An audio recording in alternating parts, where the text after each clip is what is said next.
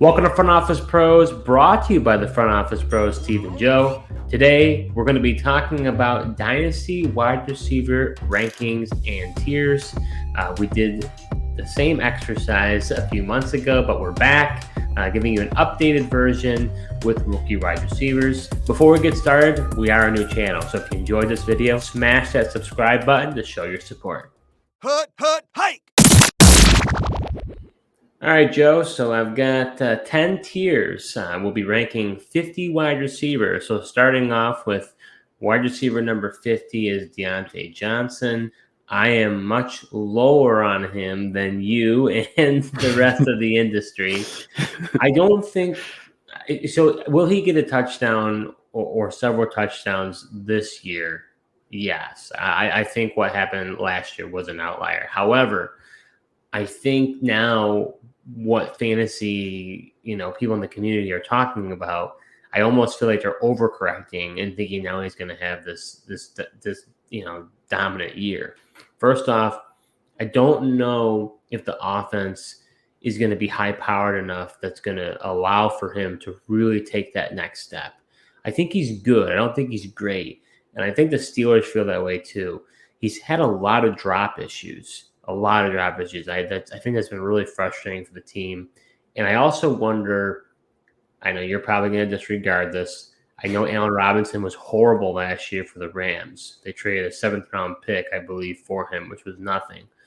But he still has some tread on the tires. I think he could be in the mix in that offense. You've got Freiermuth. I'm a Pickens guy, which is why I have Pickens rated higher. I know he's more of the splashy, making like unreal type of catches. I just think he has a greater potential to become that guy. I think we've seen the best from Diontae Johnson, and I wouldn't even be surprised based on the contract they gave Diontae that the Steelers move off of him. And if that happens, then where does he go? So ceiling-wise, I just don't see it, and that's why I have him there. Then at 49, I've got Sky Moore. Sky Moore is a really, really tricky one to evaluate because he did nothing last season. But we know that in Andy Reid's style of offense, receivers don't typically, really get in a groove until the following season. So this may be his time. Juju Smith-Schuster's out of there now. But that Kansas City Chief offense is really Kelsey and Mahomes. Everybody else is kind of a wild card. We even talked about it last year, Joe. Mahomes was like, look, I'm going to throw it all over the yard to a bunch of different players. One guy's going to go off one week. The other one's going to go off the next week. So I just don't know how dependable Sky Moore is going to be. I think he's intriguing, but I just am not buying it yet. Then at 48, I got Jonathan Mingo, a rookie receiver going to the Carolina Panthers. We have to figure out who is going to break out in that group. They have a ton of middle guys. They've got Laviska Shenault. They've got Terrace Marshall, former high, drafted rookie receivers. They've got Adam Thielen. They got DJ Chark. They got Mingo. So there's a lot of guys. And I think they even got Shi Smith. So there's a lot of guys that have to be sorted out. Who is Bryce Young's favorite target going to be? I do think that Mingo does have an advantage because in this rookie minicamp time, right now, Young, the guy that he's throwing the ball to, is Mingo. So they can start to develop a rapport. They can start developing a chemistry together. So I like the potential of Mingo. He's got the frame and the potential. He didn't really live up to it in Ole Miss, but I think he has the build to be good. Then in 47, I've got Gabe Davis. I actually thought about rating Gabe Davis a little bit higher. I know everybody was on the hype train for Gabe Davis. Yeah, because everybody was on the hype train last year for Gabe Davis after the Chiefs playoff game. Everybody thought he was going to take off. Now people are like, okay, that was a mistake. He's not going to be that good. But he's going into a contract year. And we know that when players are on a contract year, they try to ball out so they can cash out. So to me, what's the future of the Bills? I think the Bills are going to keep Gabe Davis long term. And how many years does Stephon Diggs have left? Allen and Gabe Davis have a decent rapport. Gabe Davis was injured last year. I don't know. I think he's a sleeper for me in redraft leagues, and from a dynasty perspective, I think I understand your reaction because of what a disappointment he was last year. I just wonder if we were a year too early on him. So that's why I have him there. And then the last guy I got in this tier is number 46 is Jaden Reed. So another rookie going over, drafted. I like Reed. I don't know why you're shaking your head. But coming out of Michigan State, I think he could be a really good player. Based on his draft profile, I think he could really excel in Green Bay. The question will be, again, who is the receiver that breaks out of that group? We saw flashes from Christian Watson. Wasn't consistent. I know you're a big Watson guy. But I wonder who will connect with Love. Is it Romeo Doubs? Is it Reed? Is it Watson? There's a lot of vacated targets there. So I think he has a really great opportunity to shine. So, Joe, what are your thoughts on my tier 10? Yeah, well, I guess I'll start with Gabe Davis. I think what was most surprising was all I keep hearing you talk about is the Bills' lack of a wide receiver 2 that they have, and which that guy would be Gabe Davis. And now you're telling me he's at your higher side of your tier 10. That's what was most shocking to me is all I hear is Bills don't have a wide receiver 2. You're not sure Gabe Davis can be that guy. And yet you've got him at 47, ahead of the likes of Deontay Johnson. Now, I know you don't like him. I like him a lot more than you do because you're a George Pickens guy. I think that really clouds your judgment on him.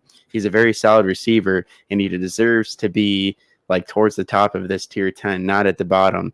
So that I'll start with that. And then, I think you got Mingo too low and Jaden Reed too high from a rookie standpoint too. I like Mingo with Carolina far better than Jaden Reed. I don't really understand your love for Jaden Reed, from Michigan State. I know he was a halfway decent player, but there's just so many guys in Green Bay, and we're hearing that Dobbs potentially is the guy with Watson. I just don't know what's, room they're going to have for him.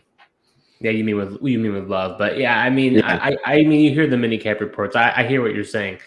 I'm hedging my bets a little bit when it comes to Gabe Davis. And this is not a tight end discussion, but how much I like Kincaid. That's for our next video.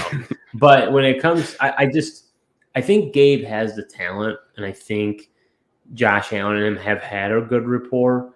I do think that Ken Dorsey is to blame when it comes to the offense not running at a higher clip. So I don't know. I think he's got a lot of potential, and that's why I just don't want to overreact to what happened last year. Yeah, I think that's fair. I just think 47 is kind of high. So going over to tier 9, I got 4 players in this group. At number 45, I've got Brandon Cooks.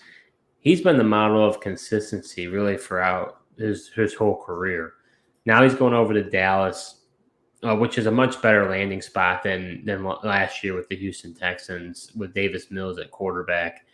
I think people were talking about Cooks as being a healthy wide receiver too last year. I think he definitely can be that this year now in that Dallas offense.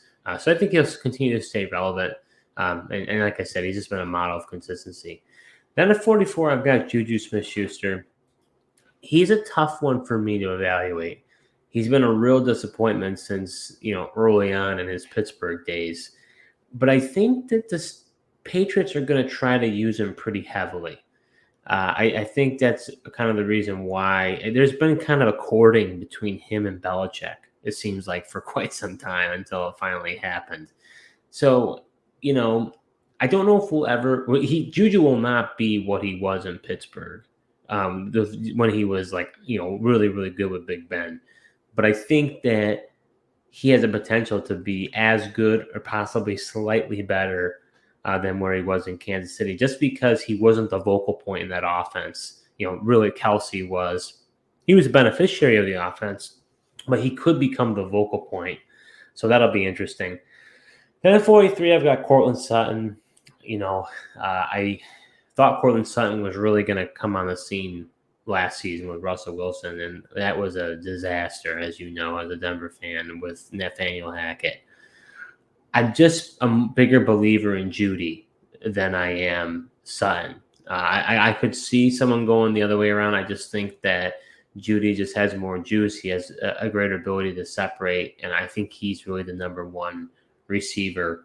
And I think Sutton really had some disappointing games, last year where he just completely disappeared. So that's why I got him at 43. And at 42, I've got Mike Evans. Joe, I've been a huge fan of Mike Evans for the longest time, but it really makes a difference on who the quarterback is. Tom Brady, when he was the quarterback with Mike Evans, we're having a completely different conversation when it comes to Evans and where he ranks on this list. But Mike Evans is a fly. He's a long ball guy. He gets the deep passes and brings them in for touchdowns. I don't know if Baker Mayfield or Kyle Trask have the ability to do that on a week in, week out basis. So I think that Godwin is a better fit for their style of play. And so I think I'm kind of at this point. I mean, I think most people, I don't think it's a surprise. Most people are avoiding Mike Evans, I'd say at this point. I can't see why anyone would be trying to buy low unless possibly they trade him. But he seems like he could be a Buccaneer for life until he retires. So that's what I got for tier 9. But thoughts on that group, Joe? Yeah, I mean, it's interesting. It's some of your more older veteran players, guys changing teams like Brandon Cooks and Smith-Schuster becoming more relevant. I think Smith-Schuster, you make a good point. I think he could be a lot better with the Patriots. He can't truly – I think he's shown that he can't be the focal point in the offense. I mean, his production went down when he was the number one guy in Pittsburgh. He fared better when they had Antonio Brown and he could kind of play that slot role. So being that they have Devontae Parker and gave him the extension, I think that actually helps. And he could be a lot better. I think you could make the case for Cortland Sutton to even be lower on your list, honestly. He was disappointing, but the whole Denver Broncos offense last year was a complete disaster and disappointing as a whole. But I honestly think that Tim Patrick is better. And he's back. I mean, other than that 2019 season that Sutton had when he had his 1,000-yard season, made it to a Pro Bowl, he's been really disappointing. And I just don't know if he's ever going to get back to that caliber that he was. That's interesting that you say that when it comes to Sutton, just because, I mean, I know he recovered from, I believe, an ACL injury and has really tried to fight back from there. But like you said, he may not come back to that old form. Yeah, I really don't think he can. We'll see how Tim Patrick comes back from this, but he's actually just been the more productive player, up until losing out last season with the ACL. So it'll be interesting to see how he comes back. But if he comes back playing to how he was prior, I think Tim Patrick could potentially, hurt Sutton's production. So heading over to tier 8 at number 41, I've got Marquise Hollywood Brown. He has been a good player in the league. I don't think he can be a number 1 receiver in the league. And now he's in an offense with Arizona that we don't even know when Kyler Murray is going to play. And we don't even know if Kyler Murray will end up being the quarterback, honestly, the following season. I know the contract is very restricted, but if the Cardinals want to move away from him, the Cardinals are going to move away from him, especially if they have the number 1 pick in the draft, which is, we've talked about that as definitely an interesting possibility for them. So I'm not that excited about him. I just don't see the ceiling for him, and that's why I have him as a low-end tier 8 guy. Then at number 40, I've got Brandon Ayuk. He's a guy I've always been kind of down on. That offense I don't feel like is high-powered enough, volume-based enough that Ayuk can really be a vocal point of the offense. You've got Debo, you've got Kittle, you've got McCaffrey. So you're talking about him being at least the 4th option in that offense. And if you're a 4th option for an offense, how high can you really rate a player? So, and plus, I don't even know what his future holds. I'm not positive that the Niners will be able to retain his services. I think he could be on the move and being a free agent as well. Then at number 39, I've got Zay Flowers. I really like Zay Flowers. From a draft profile standpoint, I had him rated as one of the best receivers in this class of rookies. Really disappointed where he went. I don't like the fit in Baltimore. I know people are really excited about Lamar, and they're ready to say that he's just going to take the league by storm. And it's totally possible that he could, but I need to see it to believe it. We haven't seen him do that. I mean, he's been able to support Mark Andrews as a fantasy tight end, but he really hasn't been able to support a wide receiver one. I know he's got Beckham, Bateman, and now Flowers. I like Flowers' potential. I just don't really like the fit. Then at 38, I've got Michael Pittman. He's another guy, that I am really mixed on. It'll be interesting to see what the rapport is between him and Anthony Richardson. And he's going to be going into a contract year. So I'll be curious to see whether or not the Colts end up retaining him or not. Does he fit Shane Steichen's offensive mold of what he's trying to do in Indianapolis? I think he's been a good player. I thought that he took a step back. But that offense in general took a step back. So it's hard to really blame him. But that ceiling to me is not there. And that's why I have him lower. And then at 37, the last guy I got in this tier is DeAndre Hopkins. He has been a bona fide elite wide receiver one during most of his career with the Houston Texans and the Cardinals. But the rumored landing spots for him are the Titans and the Patriots. And that doesn't excite me at all. Unless something changes, which I feel like he's holding out because he really doesn't want to go there, it's really hard to figure out a place to put him in this rankings. But Joe, what are your thoughts on my tier 8? Yeah, just off the cuff here, I'm really surprised you have Hopkins as high as you do. I think he kind of fits more in your tier 9 category with some of those other veteran receivers you got there.